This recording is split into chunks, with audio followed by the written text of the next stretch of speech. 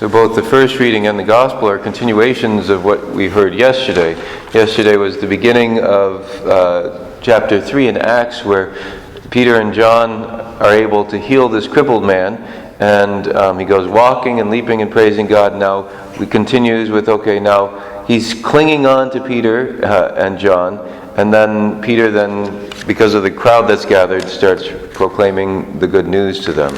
And then in the Gospel, yesterday we heard about the disciples on the road to Emmaus and how they had come to recognize Jesus in the breaking of the bread. And so, the very beginning of the Gospel today, we hear about how they recounted this to the disciples. They'd run back to Jerusalem, they recounted it to the disciples about how Jesus was recognized in the breaking of the bread in the Eucharist. And then suddenly Jesus is there in their presence. So you don't have to take my word for it, they say. Here he is right now. And they're incredulous with joy. They're not really, first they're terrified, is it a ghost? And just like, wait a second, didn't you just see him? And didn't you just say Peter saw him? But now they have a chance actually to encounter him. And how does Jesus show them that he's not a ghost, but he is resurrected physically in their midst, and it is truly him? Well, two things. One, he eats a piece of baked fish. I guess ghosts can't eat fish. And then two, he shows them his wounds in his hands and his feet.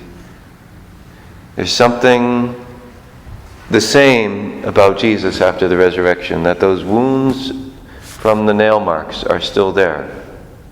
But also there's something different, that now he's able to appear before them without them recognizing him. At first in the disciples on the way to Emmaus, and now here he just suddenly is there in their midst. There's something different.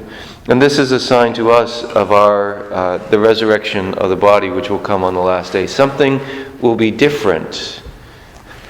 Thanks be to God, we won't have all the aches and pains of aging and the struggles of our bodies at that point. But there'll be something the same. And something that even the wounds of our bodies, which we endure for the glory of God, which we endure for love of others, these wounds will then be glorified. I'm thinking about when I was in seminary, I did a paper on sheep and shepherds in order to get some background for the Gospel, John 21, where Jesus says to Peter, "Feed my sheep." And so for this paper I had to go and do some research, and it was showing that how did the shepherds know each of the sheep? They knew them by name. For me, if I were to see a bunch of sheep, they'd all look the same to me. Okay, well, that one's gray, that one's white, okay, that one's black, okay, whatever. But wouldn't be able to tell one sheep from the other. But the shepherd knew this was the one that I had to pull out of the brambles.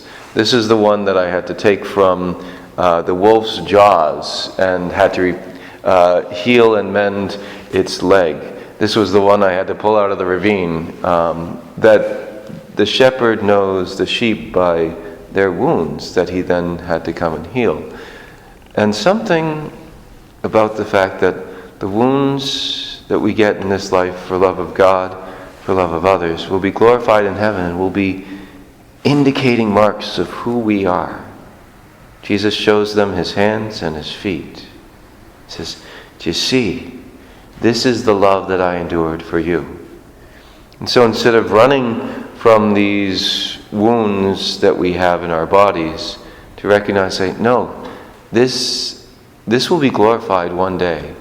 Somehow God is going to show this and all the love that is behind all this.